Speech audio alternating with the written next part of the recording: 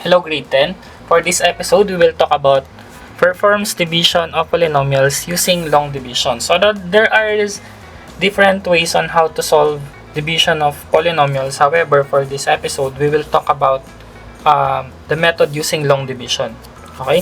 So I have two examples here. So number 1 is divide 2x squared minus 6x plus 3 by x minus 2. So, let's recall, no? So, in our grade school, we talk about the long division, but not in polynomial, but we're talking about real numbers, and there are basic steps to follow. So, first one, you just have to divide, that's for D, then you multiply, that's for M, then subtract, that's for S, and then you bring down until you reach the certain value wherein it's not anymore divisible by the given divisor. So that will be your remainder then. So let's start. So following the same pattern, divide, multiply, subtract, and bring down. So I will write this one as 2x squared minus 6x plus 3, then the division sign, x minus 2. So exactly the same process that we will follow, except for whenever we divide each term in our dividend, we only consider the first term by the first term. Okay? So let's divide 2x squared divided by x. So that will be 2x. So paano nangyari yon? Parang na-cancel lang siya, x squared over x. So, cancel lang yung isang x. Matitira yung isang x dun sa numerator. So, 2x. Okay? So, i-multiply muna natin sa first term. 2x squared.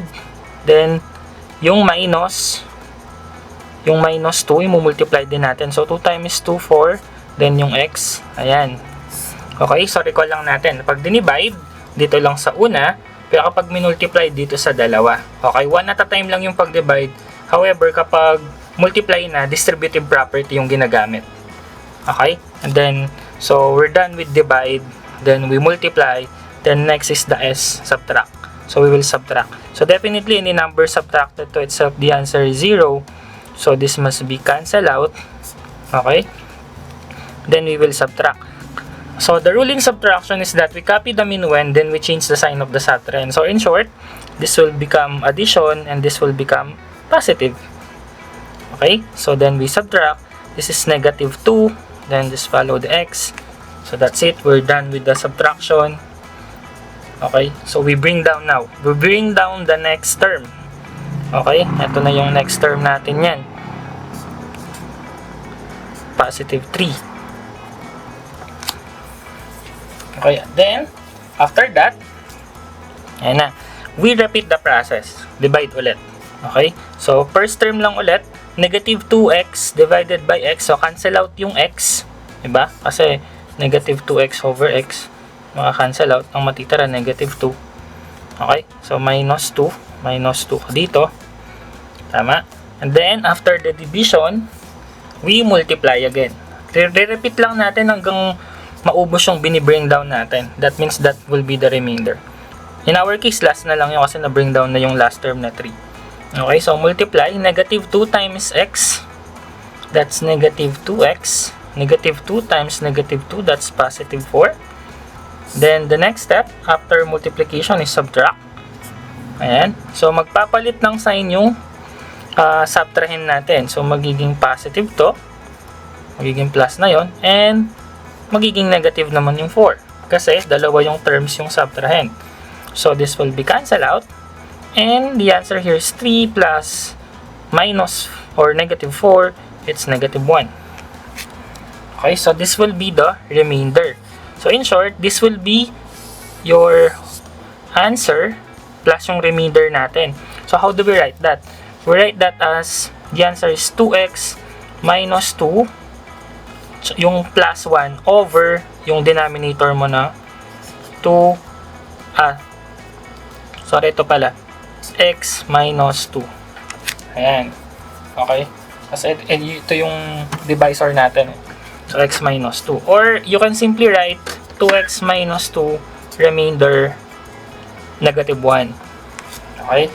So, ganun lang siya. Or, yung complete na mathematical statement, yun. Yung remainder mo, still you need to divide it x minus 2. Yun nga lang, syempre, hindi mo na matutuloy yan kasi hindi na divisible by x minus 2 yung 1. Definitely, constant na lang siya. Okay? Hindi na siya pwedeng i-divide further pa. Then, let's proceed to number 2. So, ganun din. We will follow the divide, multiply, subtract, bring down. Okay? So, we just have to rewrite this one. X squared plus 4x plus 4 divided by x plus 2. Start muna natin sa division. Yung x squared divided by x, and that will be x. Then, we multiply. X times x, x squared, x times 2, 2x. Then, we subtract. Minus. This will become negative. This will become negative. So, this is cancel. And this is 2x. 4 plus negative 2 is 2. And then, we bring down. Positive 4. Then, we repeat the process. Division. Yung first term ulit. 2x over x is 2. So, positive 2. Okay? So, paano nangyari yun? 2x over x. First term lang. Kapag nag-divide, cancel. 2. Ayan. Then, multiply. Distributive property. 2 times 2x. 2x. 2 times 2. 4. Positive yun. Then, subtract. This is negative. This is negative also. So, cancel out. Cancel out. Remainder 0.